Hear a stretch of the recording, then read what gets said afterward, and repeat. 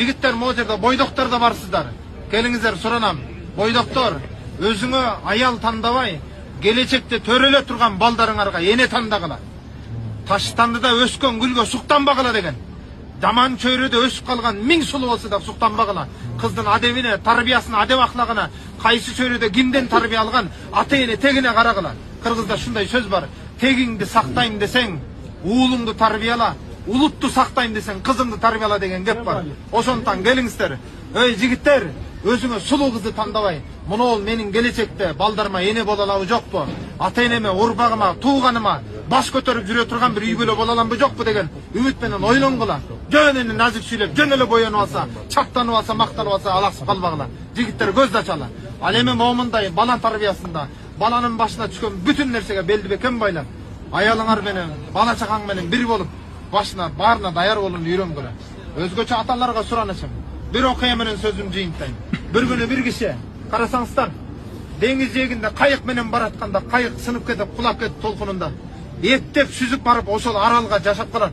Аралдын жээгине сүрүп койгон отундар менен алачык жашап алып, алачыкта жашап, аралдагы чөп жар менен эптеп жамбагып, bir күн аралдын токойунан чыгып келсе, жээктеги жанагы алачыгы өрттөнүп кеткен. Ошондо ыйлап Кудайга арызданып, "О Кудай, бул эмне кылганың? Bir алачыгым болсо, аны да өрттөп менден алыпсаң" деп ыйлайт. Ошол кезде bir убакта уктап калып, көзүн ачсачы, кайдан жайдан жээкке корабльдан куткаруучулар келип барат. Сүйүнүп кетип жээкке чыгып, жана куткаруучулардын кораблине отуруп, биринчи суроосу капитанга, "Мени кайдан билдиңер? Кантип таптыңар? Ким кабар берди?" десе, жана капитан айтат, "Кызык экенсиң, ey. Өзүң бирдемкени өрттөп, асманга түтүн чыгарып бизге маалымат бердиң. Анан келдик да" дейт. Ошондо ыйлап туруп, "О Кудай, мени кечир. Сен ар бир ишти билип кылат экенсиң. Мен жана алачыгымды өрттөгөнүндө нааразы болуп ыйладым эле. Көрсө ар бир иштин артында бир жакшылык бар экен. Экинчи ишиңе арыз кылсам, Кудай мени өзүң кечир" деп дуа кылды. Аңсыңарындай, мынау аталардын дагы бүгүн күнгө келип калышына бир Рамазандын урматы, эки балам үчүн деп эмне жерлерге кай кыйынчылыктарды көрбөдү.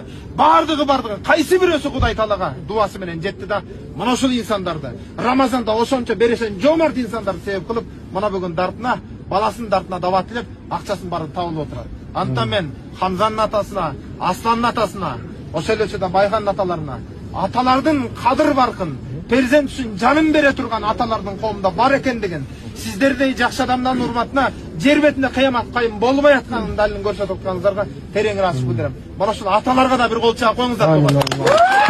Жигиттер могу жерде бойдоктор да барсыздар. Келиңиздер суранам. Бойдоктор, өзүңө аял тандабай, келечекте төрөлө турган балдарыңарга эне тандагыла. Таштандыда өскөн гүлгө суктанбагыла.